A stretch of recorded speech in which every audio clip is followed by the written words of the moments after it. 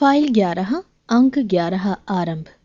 ऐसे असाधारण कांड पर गांव में जो हलचल मचना चाहिए था वो मचा और महीनों तक मचता रहा। झुनिया के दोनों भाई लाठियां लिए गोबर को खोजते फिरते थे। भोला ने कसम खाई कि अब न झुनिया का मुंह देखेंगे और न इस गांव का। होरी से उन्होंने अपनी सगाई की जो बातचीत की थी वो अब टूट गई। अब वो अपनी गाय के दाम लेंगे और नकद, और इसमें विलंब हुआ तो होरी पर दावा करके उसका घर द्वार नीलाम करा लेंगे। गांव वालों ने होरी को जाति बाहर कर दिया। कोई उसका हुक्का नहीं पीता, न उसके घर का पानी पीता। पानी बंद कर देने की कुछ बातचीत थी, लेकिन धनिया का चंडी रूप सब देख चुके थे, इसीलिए किसी की आगे आने की हिम्मत ना पड़ी। धनिया ने सबको सुना सुना कर कह दिया, किसी ने उसे पानी भरने से रोका तो उसका और अपना खून एक कर देगी। इस ललकार ने सभी के पित्ते पानी कर दिए। सबसे दुखी है झुनिया, जिसके कारण ये सब उपद्रव हो रहा है, और गोबर की कोई खोज खबर न मिलना इस दुख को और भी दारुण बना रहा है। सारे दिन मुंह छिपाए घर में पड़ी रहती है। बाहर निकले तो चारों ओर से वाग बाणों की ऐसी वर्षा हो कि जान बचाना मुश्किल हो जाए। दिन भर घर के धंधे करती रहती है और जब अवसर पाती है रो लेती है। हरदम थर थर कांपती रहती है कि कहीं धनिया कुछ कह न बैठे। अकेला भोजन तो नहीं पका सकती, क्योंकि कोई उसके हाथ का खाएगा नहीं। बाकी सारा काम उसने अपने ऊपर ले लिया है। गांव में जहां 4 स्त्री पुरुष जमा हो जाते हैं, यही कुत्सा होने लगती है।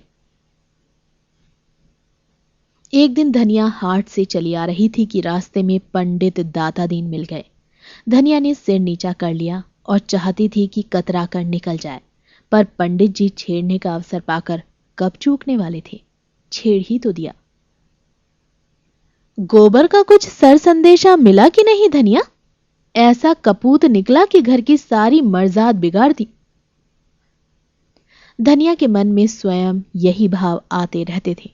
उदास मन से बोली, बुरे दिन आते हैं बाबा तो आदमी की मति फिर जाती है, और क्या कहूं। दाता दिन बोले, तुम्हें इस दुष्टा को घर में ना रखना चाहिए था।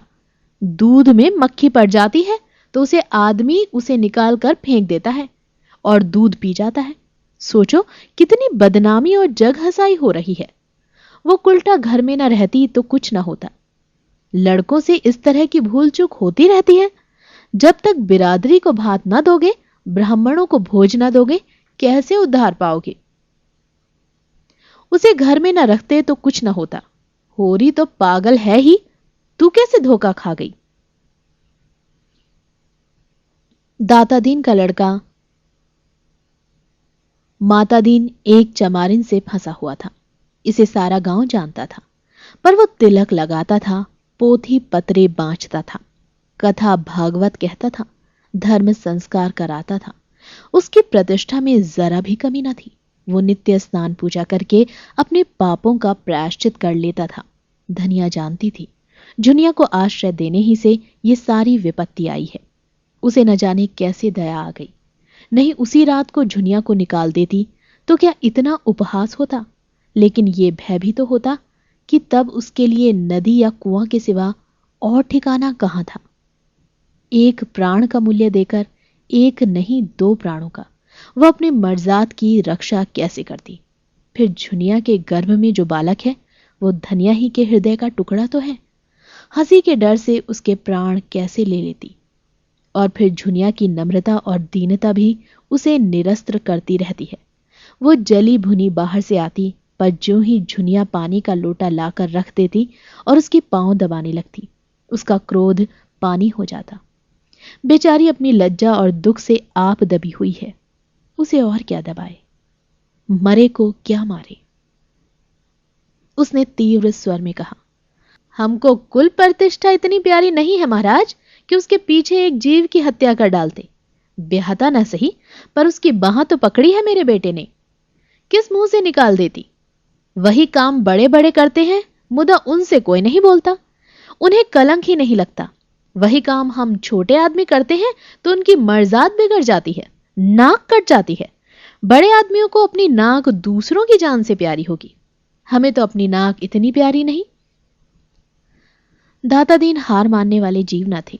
वो इस गांव के नारद थे। यहां की वहां, वहां की यहां, यही उनका व्यवसाय था। वो चोरी तो ना करते थे, उसमें जान जोखिम था, पर चोरी के माल में हिस्सा बटाने के समय अवश्य पहुंच जाते थे। कहीं पीठ में धूल न लगने देते थे। जमींदार को आज तक लगान की एक पाई न दी थी। कुर्की आती तो कुएं में गिरने चलते। नोखेराम के किए कुछ बनता ना, मगर असामियों को सूद पर रुपए उधार देते थे। किसी स्त्री को कोई आभूषण बनवाना है, दाता दीन उसकी सेवा के लिए हाजिर है। शादी ब्याह तय करने में उन्हें बड़ा आनंद आता है। यश भी मिलता है, दक्षिणा भी मिलती है। बीमारी में दवा दारू भी करते हैं, झाड़ फूंक भी, जैसी मरीज की इच्छा हो। बालकों में बालक और बूढ़ों में बूढ़े, चोर के भी मित्र हैं और साह के भी। गांव में किसी को उन पर विश्वास नहीं, पर उनकी वाणी में कुछ ऐसा आकर्षण है कि लोग बार बार धोखा खाकर भी उन्हीं की शरण में जाते हैं। सिर और दाढ़ी हिलाकर बोले, ये तू ठीक कहती है धनिया। धर्मात्मा लोगों का यही धर्म है, लेकिन लोक रीति का निभा तो करना ही पड़ता है। इसी तरह एक दिन लाला पटेश्वरी ने होरी को छेड़ा। वो गांव में पुण्यात्मा मशहूर थे। पूर्णमासी को नित्य सत्यनारायण की कथा सुनते, पर पटवारी होने के नाते खेत बेगार जुतवाते थे, सिंचाई बेगार में करवाते थे और असामियों को एक दूसरे से लड़ाकर रख में मारते थे। सारा गांव उनसे कांपता था। गरीबों को 10-10, 5-5 कर्ज देकर उन्होंने कई हजार की संपत्ति बना ली थी। फसल की चीजें असामियों से लेकर कचहरी और पुलिस के अमलों की भेंट करते रहते थे। इससे इलाके भर में उनकी अच्छी धाक थी। अगर कोई उनके हत्थे नहीं चढ़ा तो वो दरोगा गंडा सिंह थे, जो हाल में इस इलाके में आए थे। परमार्थी भी थे। बुखार के दिनों में सरकारी कुनैन बांटकर यश कमाते थे। कोई बीमार आराम हो तो उसकी कुशल पूछने अवश्य जाते थे। छोटे मोटे झगड़े आपस में ही तय करा देते थे। शादी ब्याह में अपनी पालकी, कालीन और महफिल के सामान मंगनी देकर लोगों का उबार कर देते थे। मौका पाकर न चूकते थे, पर जिसका खाते थे उसका काम भी करते थे। बोले, ये तुमने क्या रोक पाल लिया होरी? होरी ने पीछे फिर कर देखा। तुमने क्या कहा लाला? मैंने सुना नहीं। पटेश्वरी पीछे से कदम बढ़ाते हुए बराबर आकर बोले, यही कह रहा था कि धनिया के साथ क्या तुम्हारी बुद्धि भी घास खा गई है? झुनिया को क्यों नहीं उसके बाप के घर भेज देते? सेंत मेत में अपनी हंसी करा रहे हो। न जाने किसका लड़का लेकर आ गई और तुमने घर में बैठा लिया। अभी तुम्हारी 2-2 लड़कियां ब्याहने को बैठी हैं। सोचो कैसे बेड़ा पार होगा। होरी इस तरह की आलोचनाएं और शुभकामनाएं सुनते सुनते तंग आ गया था। खिन्न होकर बोला, यह सब मैं समझता हूं लाला, लेकिन तुम ही बताओ मैं क्या करूं? मैं झुनिया को निकाल दूं तो भोला उसे रख लेंगे। अगर वो राजी हो तो आज मैं उसे उनके घर पहुंचा दूं। अगर तुम उन्हें राजी कर दो तो जन्म भर तुम्हारा औसान मानो, मगर वहां तो उनके दोनों लड़के खून करने को उतारू हो रहे हैं। फिर मैं उसे कैसे निकाल दूं? एक तो नालायक आदमी मिला कि उसकी बाह पकड़कर दगा दे गया। मैं भी निकाल दूंगा तो इस दशा में वो कहीं मेहनत मजदूरी भी तो नहीं कर सकेगी। कहीं डूब धंस मरेगी तो किसे अपराध लगेगा? रहा लड़कियों का ब्याह, सो भगवान मालिक है। जब उसका समय आएगा कोई ना कोई रास्ता निकल ही आएगा। लड़की तो हमारी बिरादरी में आज तक कभी कुंवारी नहीं रही। बिरादरी के डर से हत्यारे का काम नहीं कर सकता। होरी नम्र स्वभाव का आदमी था। सदा सिर झुकाकर चलता था और 4 बातें गम खा लेता था।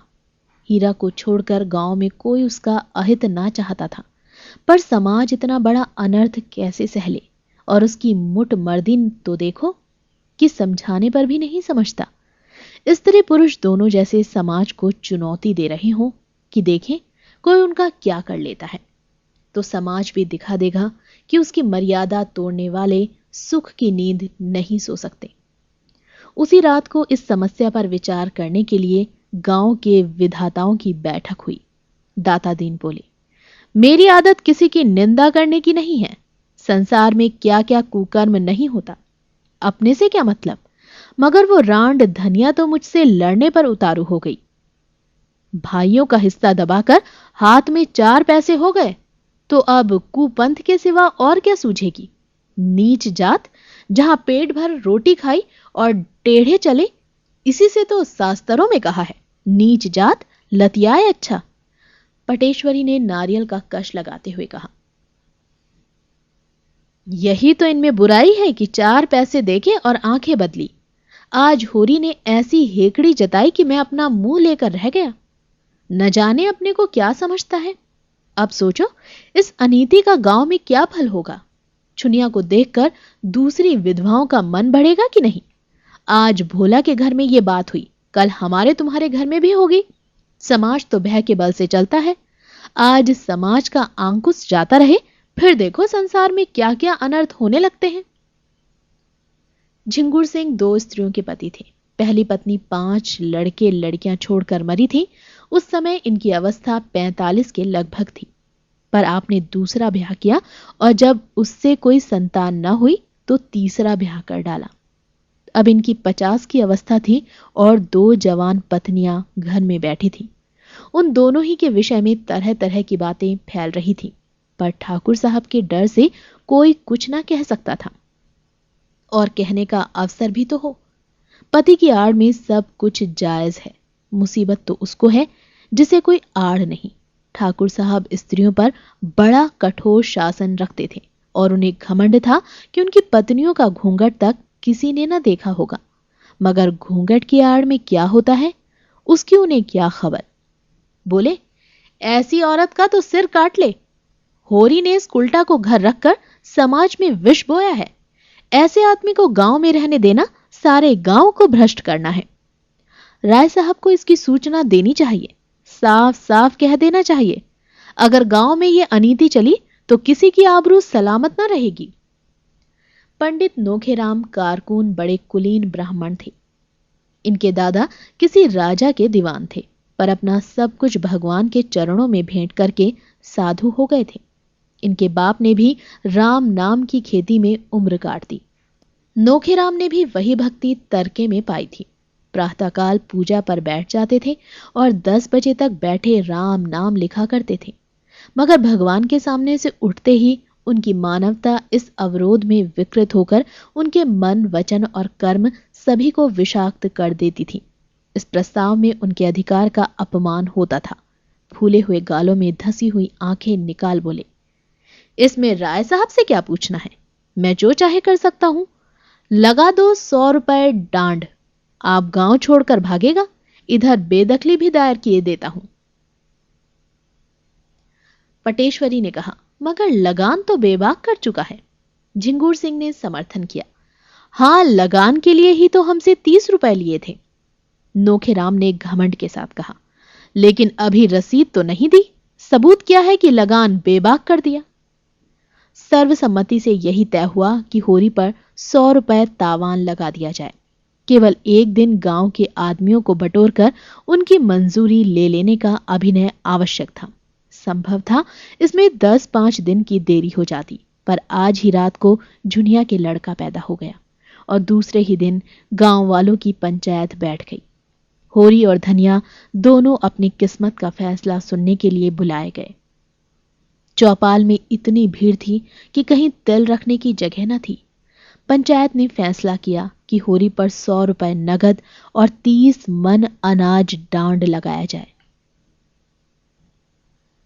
धनिया भरी सभा में रुंधे हुए कंठ से बोली, पंचो, गरीब को सताकर सुख ना पाओगे, इतना समझ लेना। हम तो मिट जाएंगे, कौन जाने इस गांव में रहें या ना रहें, लेकिन मेरा सराप तुमको भी जरूर लगेगा। मुझसे इतना बड़ा जरीबाना इसीलिए लिया जा रहा है कि मैंने अपनी बहू को क्यों अपने घर में रखा, क्यों उसे घर से निकालकर सड़क की भिखारिन नहीं बना दिया। यही न्याय है? पटेश्वरी बोले। वो तेरी बहू नहीं, हरजाई है। होरी ने धनिया को डांटा। तू क्यों बोलती है धनिया? पंच में परमेश्वर रहता है, उनका जो न्याय है वो सिर आंखों पर। अगर भगवान की यही इच्छा है कि हम गांव छोड़कर भाग जाएं, तो हमारा क्या बस। पंचो, हमारे पास जो कुछ है वो अभी खलियान में है, एक दाना भी घर में नहीं आया। जितना चाहो ले लो, सब लेना चाहो सब ले लो। हमारा भगवान मालिक, जितनी कमी पड़ी उसमें हमारे दोनों बैल ले लेना। धनिया दांत कटकटाकर बोली, मैं एक दाना ना अनाज दूंगी, न कौड़ी डांड। जिसमें बूता हो चलकर मुझसे ले। अच्छी दिल लगी है, सोचा होगा डांड के बहाने इसकी सब जायदाद ले लो और नजराना लेकर दूसरों को दे दो। बाग बगीचा बेचकर मजे से तर माल उड़ाओ। धनिया के जीते जी ये नहीं होने का, और तुम्हारी लालसा तुम्हारे मन में ही रहेगी। हमें नहीं रहना बिरादरी में। बिरादरी में रहकर हमारी मुक्कत ना हो जाएगी। अब भी अपने पसीने की कमाई खाते हैं, तब भी पसीने की कमाई खाएंगे। होरी ने उसके सामने हाथ जोड़कर कहा, धनिया, तेरे पैरों पड़ता हूं, चुप रह। हम सब बिरादरी के चाकर हैं, उसके बाहर नहीं जा सकते। वो जो डांड लगाती है उसे सिर झुकाकर मंजूर कर। नक्कू बनकर जीने से तो गले में फांसी लगा लेना अच्छा है। आज मर जाएं तो बिरादरी ही तो इस मिट्टी को पार लगाएगी, बिरादरी ही तारेगी। तो तरेंगे। पंचो, मुझे अपने जवान बेटे का मुंह देखना नसीब न हो। अगर मेरे पास खलियान के अनाज के सिवा और कोई चीज हो, मैं बिरादरी से दगा ना करूंगा। पंचों को मेरे बाल बच्चों पर दया आए तो उनकी कुछ परवरिश करें, नहीं मुझे तो उनकी आज्ञा पालनी है। धनिया झल्लाकर वहां से चली गई और होरी पहर रात तक खलियान से अनाज ढो ढोकर झिंगुर सिंह की चौपाल में ढेर करता रहा। 20 मन जौ था, 5 मन गेहूं और इतना ही मटर, थोड़ा सा चना और तेलहन भी था। अकेले आदमी और 2 गृहस्थियों का बोझ। ये जो कुछ हुआ धनिया के पुरुषार्थ से हुआ। झुनिया भीतर का सारा काम कर लेती थी और धनिया अपनी लड़कियों के साथ खेती में जुट गई थी। दोनों ने सोचा था गेहूं और तेलहन से लगान की एक किस्त अदा हो जाएगी और हो सके तो थोड़ा थोड़ा सूद भी दे देंगे, जो खाने के काम में आएगा। लंगे तंगे 5-6 महीने कट जाएंगे, तब तक ज्वार, मक्का, सांवा, धान के दिन आ जाएंगे। वो सारी आशा मिट्टी में मिल गई। अनाज तो हाथ से गए ही, 100 रुपए की गठरी और सिर पर लद गई। अब भोजन का कहीं ठिकाना नहीं, और गोबर का क्या हाल भगवान जाने। न हाल न हवाल। अगर दिल इतना कच्चा था तो ऐसा काम ही क्यों किया। मगर होनहार को कौन टाल सकता है। बिरादरी का वो आतंक था कि अपने सिर पर लाद कर अनाज ढो रहा था, मानो अपनी हाथों अपनी कब्र खोद रहा हो। जमींदार, साहूकार, सरकार, किसका इतना रौब था। कल बाल बच्चे क्या खाएंगे, इसकी चिंता प्राणों को सोख लेती थी। पर बिरादरी का भय पिशाच की भांति सिर पर सवार अंकुश दिए जा रहा था। बिरादरी से पृथक जीवन की वो कोई कल्पना ही न कर सकता था। शादी ब्याह, मूडन छेदन, जन्म मरण, सब कुछ बिरादरी के हाथ में है। बिरादरी उसके जीवन में वृक्ष की भांति जड़ जमाए हुए थी और उसकी नसें रोम रोम में बंधी हुई थी। बिरादरी से निकलकर उसका जीवन विश्रृंखल हो जाएगा, तार तार हो जाएगा। जब खलियान में केवल 1.5-2 मन जौ रह गया तो धनिया ने दौड़कर उसका हाथ पकड़ लिया और बोली, अच्छा अब रहने दो, ढो चुके बिरादरी की लाज। बच्चों के लिए भी कुछ छोड़ोगे कि सब बिरादरी को भाड़ में झोंक दोगे। मैं तुमसे हार जाती हूं। मेरे भाग्य में तुम्ही जैसे बुद्धू का संग लिखा था। होरी ने अपना हाथ छुड़ाकर टोकरी में अनाज भरते हुए कहा, यह ना होगा धनिया। पंचों की आंख बचाकर एक दाना भी रख लेना मेरे लिए हराम है। मैं ले जाकर सब का सब वहां ढेर कर देता हूं। फिर पंचों के मन में दया उपजेगी तो कुछ मेरे बाल बच्चों के लिए देंगे, नहीं भगवान मालिक है। धनिया तिल मिलाकर बोली, ये पंच नहीं राक्षस हैं, पक्के राक्षस। ये सब हमारी जगह जमीन छीनकर माल मारना चाहते हैं। डांट तो बहाना है, समझाती जाती हूं, पर तुम्हारी आंखें नहीं खुलती। तुम इन प्यासों से दया की आस रखते हो, सोचते हो 10-5 मन निकालकर तुम्हें दे देंगे। मुंह धो रखो। जब होरी ने न माना और टोकरी सिर पर रखने लगा तो धनिया ने दोनों हाथों से पूरी शक्ति के साथ टोकरी पकड़ ली और बोली, इसे तो मैं ना ले जाने दूंगी, चाहे तुम मेरी जान ही ले लो। मर मर कर हमने कमाया, पहर रात रात को सींचा, अगोरा इसीलिए कि पंच लोग मूछों पर ताव देकर भोग लगाएं और हमारे बच्चे दाने दाने को तरसें। तुमने अकेले ही सब कुछ नहीं कर लिया, मैं भी बच्चियों के साथ सती हुई हूं। सीधे टोकरी रख दो, नहीं आज सदा के लिए नाता टूट जाएगा, कह देती हूं। होरी सोच में पड़ गया। धनिया के कथन में सत्य था। उसे अपने बाल बच्चों की कमाई छीनकर तावान देने का क्या अधिकार है? वो घर का स्वामी इसीलिए है कि सबका पालन करे, इसीलिए नहीं कि उनकी कमाई छीनकर बिरादरी की नजर में सुरखरू बने। टोकरी उसके हाथ से छूट गई। धीरे से बोला, तू ठीक कहती है धनिया, दूसरों के हिस्से पर मेरा कोई जोर नहीं। जो कुछ बचा है वो ले जा, मैं पंचों से कह देता हूं। धनिया अनाज की टोकरी घर में रखकर अपनी दोनों लड़कियों के साथ पोते के जन्मोत्सव में गला फाड़ फाड़ कर सोहर गा रही थी, जिससे सारा गांव सुन ले। आज ये पहला मौका था कि ऐसे शुभ अवसर पर बिरादरी की कोई औरत न थी। सौर से छुनिया ने कहला भेजा था, सोहर गाने का काम नहीं है, लेकिन धनिया कब मानने लगी थी? अगर बिरादरी की उसको परवाह नहीं तो वो भी बिरादरी की परवाह नहीं करती। उसी वक्त होरी अपने घर को 80 रुपए में झिंगूर सिंह के हाथ गिरो रख रहा था। डांड के रुपए का इसके सिवा वो और कोई प्रबंध न कर सकता था। 20 रुपए तो तिलहन, गेहूं और मटर से मिल गए। शेष के लिए घर लिखना पड़ा। नोखेराम तो चाहते थे कि बैल बिकवा लिए जाएं, लेकिन पटेश्वरी और दातादीन ने इसका विरोध किया।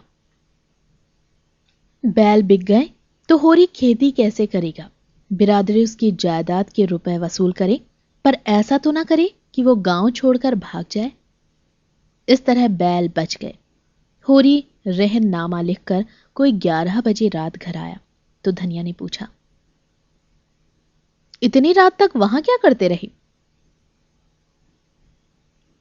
होरी ने जुलाहे का गुस्सा दाढ़ी पर उतारते हुए कहा, करता क्या रहा, इस लौंडे की करनी भरता रहा। अभागा आप तो चिंगारी छोड़कर भागा, आग मुझे बुझानी पड़ रही है। 80 रुपए में घर रेहन लिखना पड़ा, करता क्या, अब हुक्का खुल गया। बिरादरी ने अपराध क्षमा कर दिया। धनिया ने ओठ चबाकर कहा, न हुक्का खुलता तो हमारा क्या बिगड़ जाता? 4-5 महीने नहीं किसी का हुक्का पिया तो क्या छोटे हो गए? मैं कहती हूं तुम इतने भोंदू क्यों हो? मेरे सामने तो बड़े बुद्धिमान बनते हो, बाहर तुम्हारा मुंह क्यों बंद हो जाता है? ले दे के बाप दादों की निशानी एक घर बचा रहा, आज तुमने उसको भी वारा न्यारा कर दिया। इसी तरह कल ये 3-4 बिघे जमीन है, इसे भी लिख देना और तब गली गली भीख मांगना। मैं पूछती हूं तुम्हारे मुंह में जीभ न थी कि उन पंचों से पूछते, तुम कहां के बड़े धर्मात्मा हो जो दूसरों पर डांड लगाते फिरते हो? तुम्हारा तो मुंह देखना भी पाप है। होरी ने डांटा, चुप रह, बहुत चढ़ चढ़ कर बोलती है। बिरादरी के चक्कर में अभी नहीं पड़ी है, नहीं मुंह से बात ना निकलती। धनिया उत्तेजित हो गई। कौन सा पाप किया है जिसके लिए बिरादरी से डरे? किसी की चोरी की है, किसी का माल काटा है? मेहरिया रख लेना पाप नहीं है, हां रख के छोड़ देना पाप है। आदमी का बहुत सीधा होना भी पाप है। उसके सीधेपन का फल यही होता है कि कुत्ते भी मुंह चाटने लगते हैं। आज उधर तुम्हारी वाह वाह हो रही होगी कि बिरादरी की कैसी मर्जाद रख ली। मेरे भाग फूट गए थे कि तुम जैसे मर्द से पाला पड़ा, कभी सुख की रोटी ना मिली। मैं तेरे बाप के पांव पड़ने गया था, वही तुझे मेरे गले बांध गया। पत्थर पड़ गया था उनकी अकल पर, और उन्हें क्या कहूं, न जाने क्या देखकर लट्टू हो गए। ऐसे कोई बड़े सुंदर भी तो ना थे तुम। विवाद विनोद के क्षेत्र में आ गया। 80 रुपए गए, लाख रुपए का बालक तो मिल गया, उसे तो कोई ना छीन लेगा। गोबर घर लौट आए, धनिया अलग झोपड़ी में भी सुखी रहेगी। होरी ने पूछा, बच्चा किसको पड़ा है? धनिया ने प्रसन्न मुख होकर जवाब दिया, बिल्कुल गोबर पर पड़ा है, सच। रिष्ट पुष्ट तो है? हां, अच्छा है। अंक 11 समाप्त। उपन्यास गोदान का शेष सुनने के लिए कृपया अंक 12 सुने।